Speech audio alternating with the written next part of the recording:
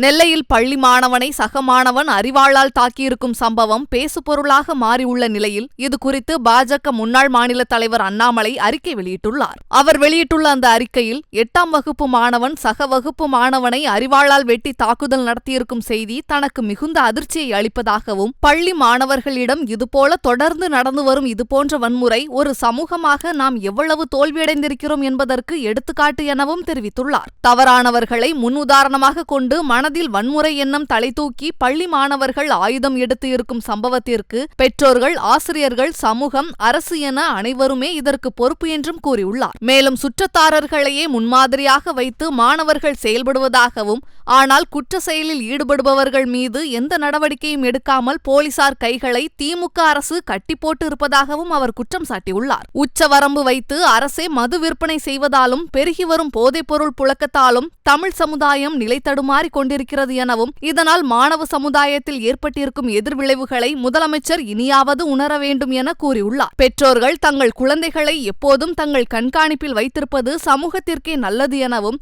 சரியாக வளர்க்கப்படும் குழந்தைகள் எதிர்காலத்தில் 100 குற்றவாளிகள் உருவாவதை தடுப்பதாகவும், பெற்றோர்கள் தங்கள் குழந்தைகளை தங்கள் கண்காணிப்பில் வளர்ப்பது சமூகத்திற்கு செய்யும் முக்கியமான கடமை என்பதை உணர வேண்டும் எனவும் அவர் தனது அறிக்கையில் கூறியுள்ளார்.